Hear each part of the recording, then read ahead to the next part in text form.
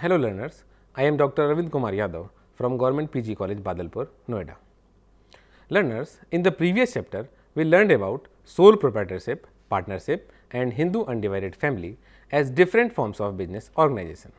But there are other organizations which undertake business activities with prime services, although some amount of profit is essential to survive in the market. Their main intention is not to generate profit and grow. We all have heard about Tata Steel, Reliance Industries, Coal India, Reliance Power, DLF, Ranbaxy, etc. But some questions have come in our mind: who owns them? What they do? What are the size of the company? What is the volume of the financial transactions of these companies?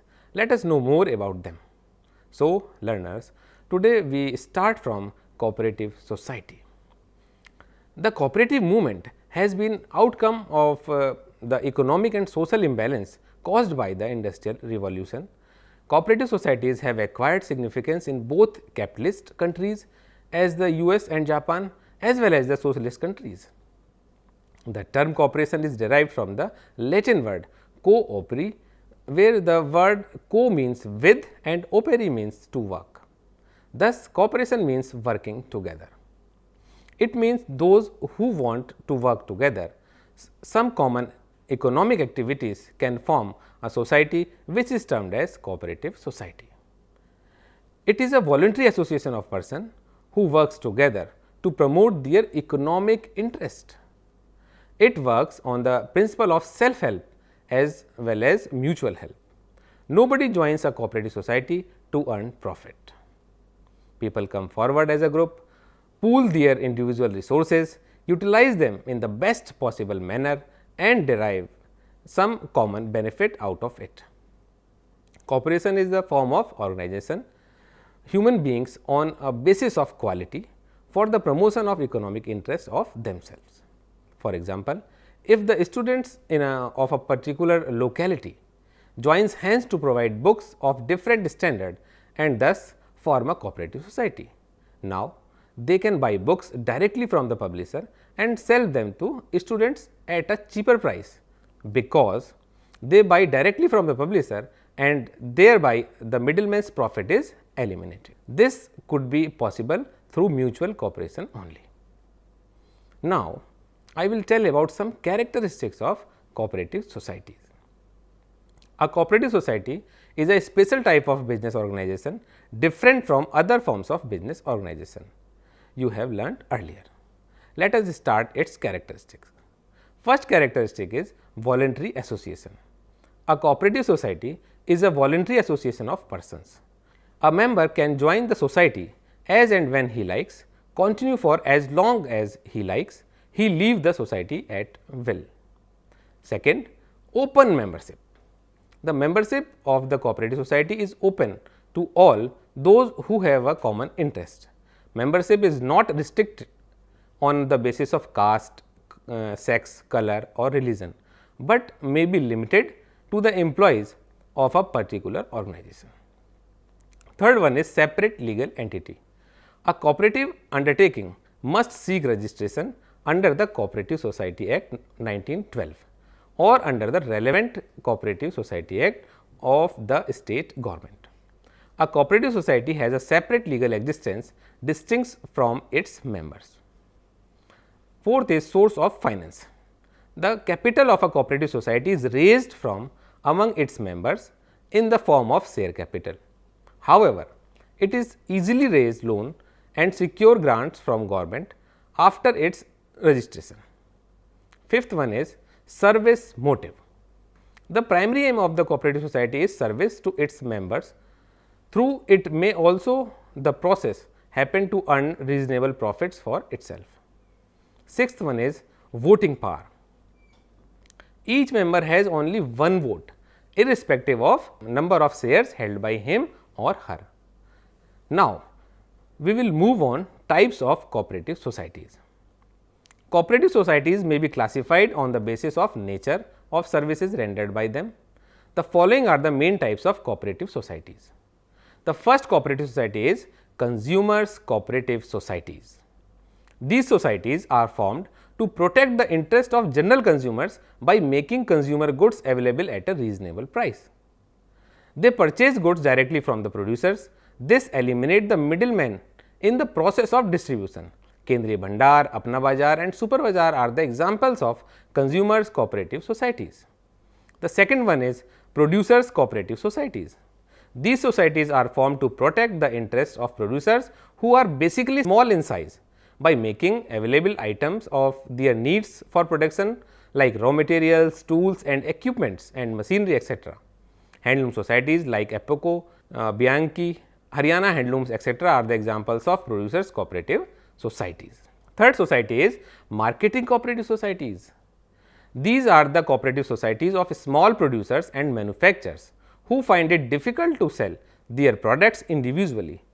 These societies collect the products from the individual members and take the responsibility of selling those products in the market. Gujarat Cooperative Milk Marketing Federation that sells Amul milk product is an example of marketing cooperative society. Thrift and credit cooperative societies. These societies are formed to provide financial support to the members.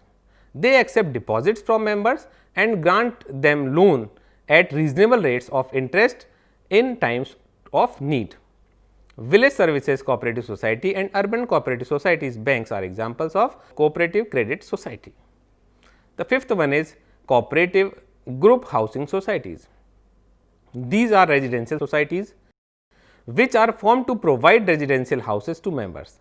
They purchase land and construct houses or flats and allot the same to the members. Now, the time is for some advantages of cooperative society. A cooperative society form of business organization has the following advantages. Number first is voluntary organization.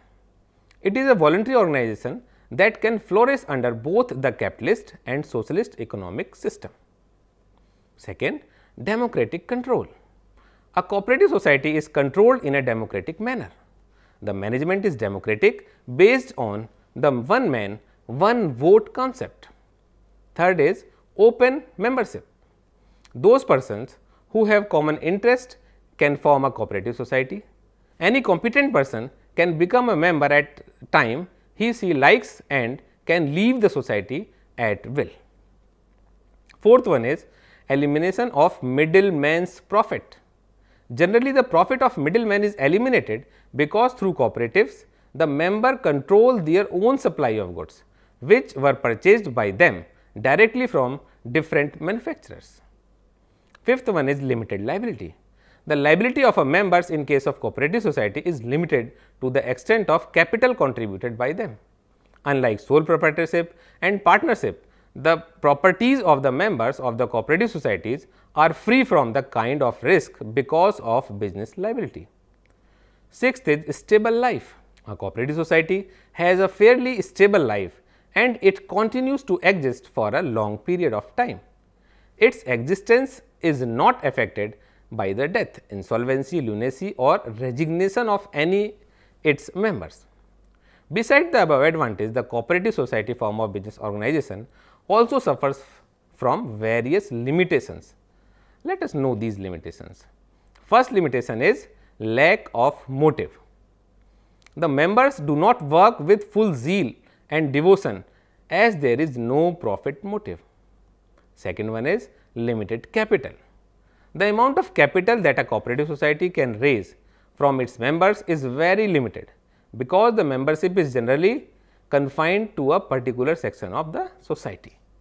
The third one is problems in management.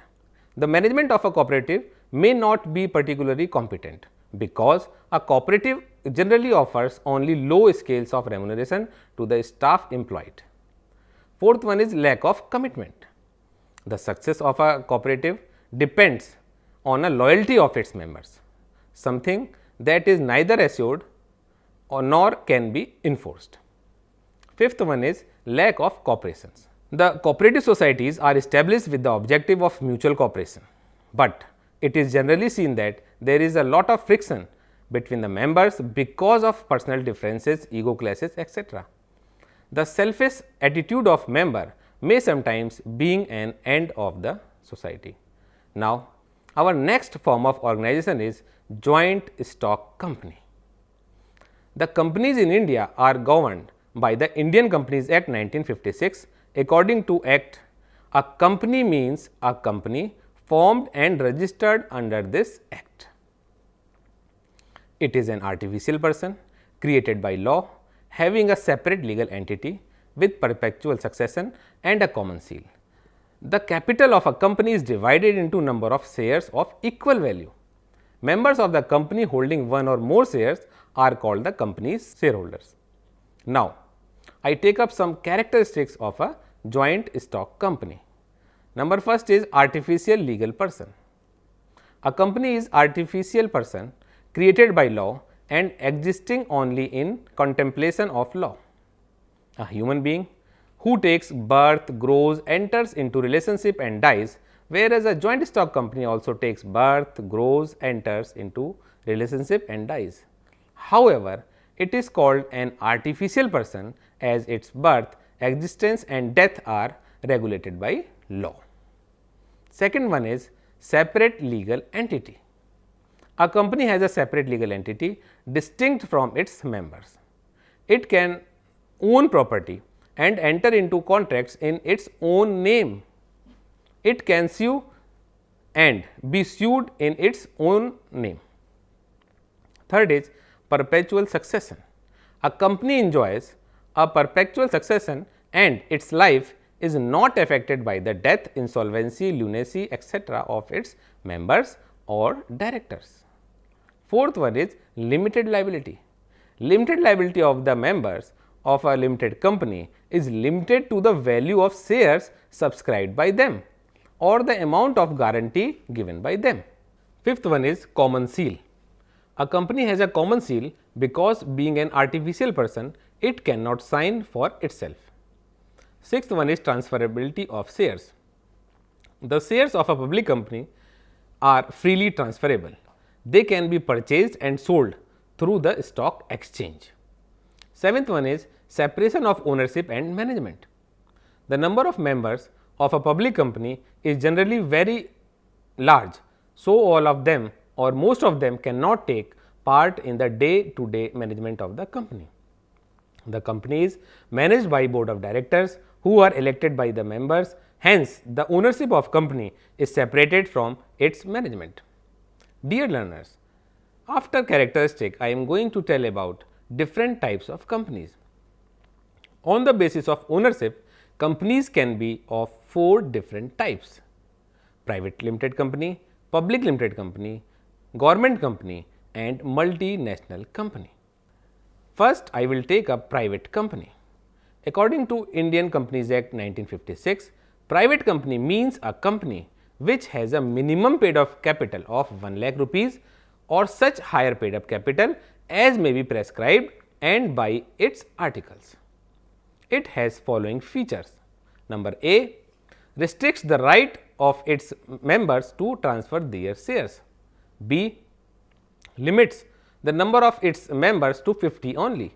C, prohibits the invitation to the public to subscribe for any shares or debentures of the company.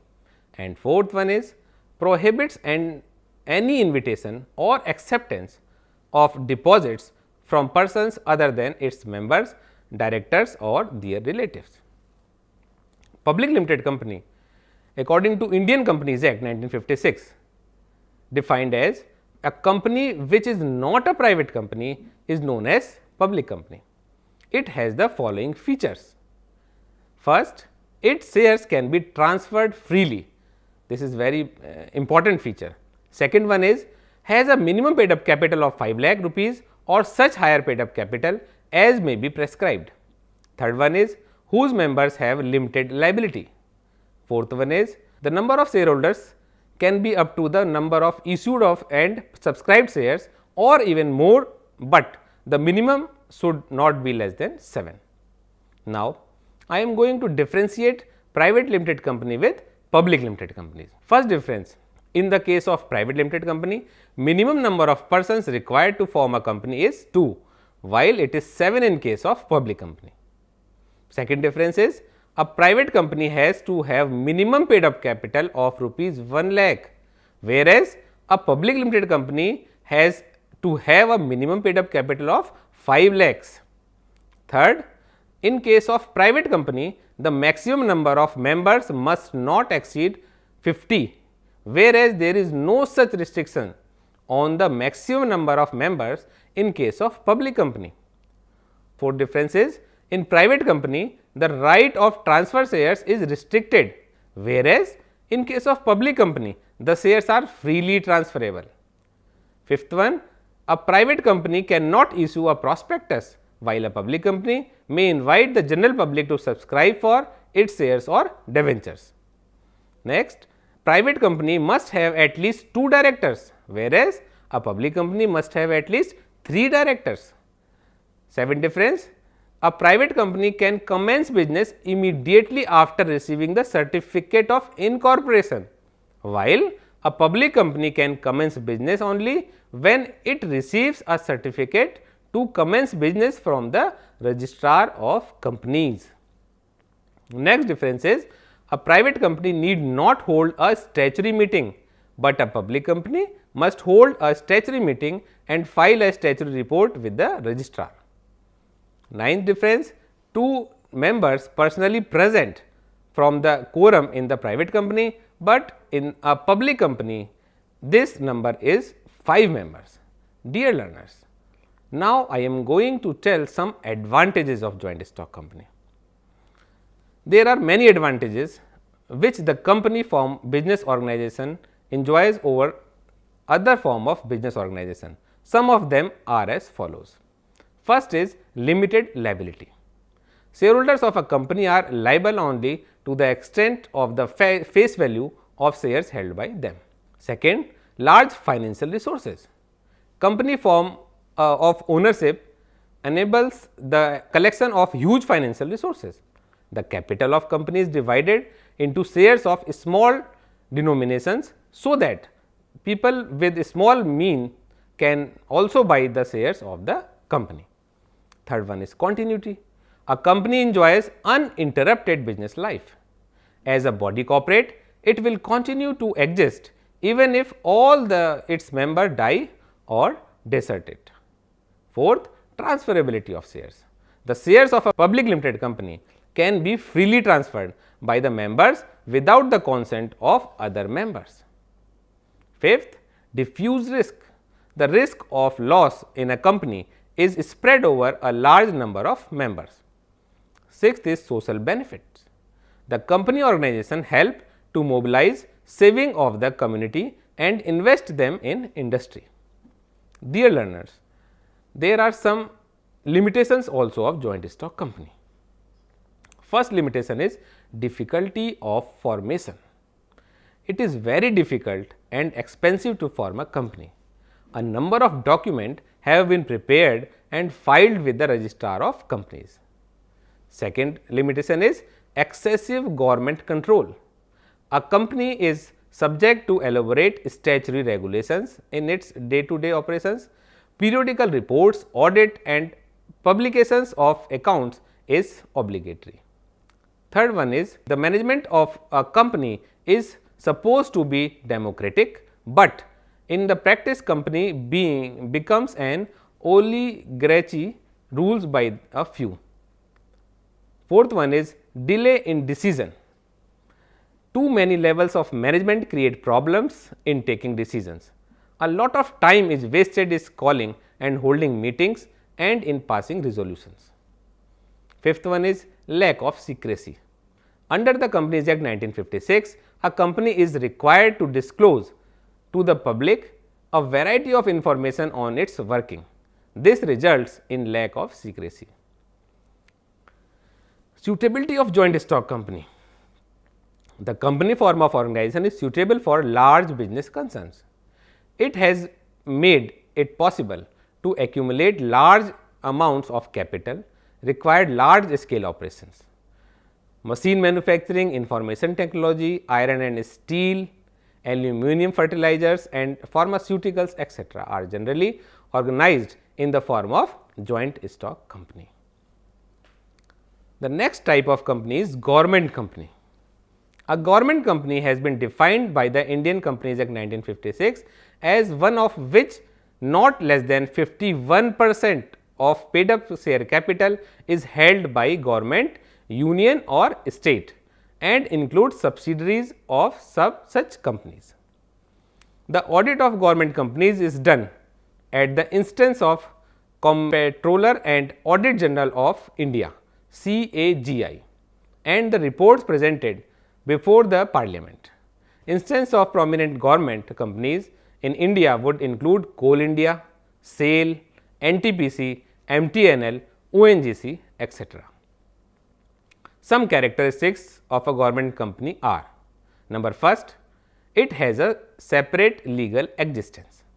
Second one is either the whole or at least 51% of the total paid up share capital is held by the government. Third, all the directors or a majority of them are appointed by a company. Fourth, its employees are not civil servants. Learners, our last type of company is multinational companies. It is a company which carries on business not only in the country of its incorporation, but also in one or more other countries. Such a company may produce goods or arrange services in one or more countries and sell these in the same or other countries. You might have heard about many multinational companies running business in India. The multinational companies enjoy several advantages by way of huge earnings due to large scale production and distribution activities across national borders. Advantages of multinational companies. First one is investment of foreign capital. Direct investment of foreign capital by multinational companies helps underdeveloped countries to speed up their economic development. Second, generation of employment. Expansion of industrial and training activities by multinational companies leads to creation of employment opportunities and raising the standard of living in host countries. Third one is use of advanced technology. With substantial resources, multinational companies undertake research and development activities which contribute to improved methods and processes of production and thus increase the quality of products. Gradually, other countries also acquire these technologies. Fourth is growth of ancillary units. Suppliers of materials and services are ancillary industries often grow in host countries as a result of operation of multinational companies. Fifth one is increase in exports and inflow of foreign exchange. Goods produced in the host countries are sometimes exported by multinational companies. Foreign exchange thus earned contributes to the foreign exchange reserves of the host country. Sixth one is healthy competition. Efficient production of the quality goods by multinational companies prompt the domestic producers to improve their performance in order to survive in the market. The advantages discussed above are no doubt beneficial to host countries, but there are several limitations of multinational companies which we should take note of. First, least concern of priorities of host countries. Multinational companies generally invest capital in the most profitable industries and do not take into account the priorities of developing basic industries and services in backward regions of the host country. Second is adverse effect of domestic enterprises. Due to large scale operation and technical skills, multinational companies are often able to dominate the markets in host countries and tend to acquire monopoly power. Thus, many local enterprises are compelled to close down change in tradition. Consumer goods which are introduced by multinational companies in the host countries do not generally conform to the local cultural norms. Thus, consumption habits of the people as regards food and dress tend to change away from their own cultural heritage. So, dear learners, now you got a better idea about all forms of business organizations. their characteristics, advantages and limitations. Have a good day. Bye.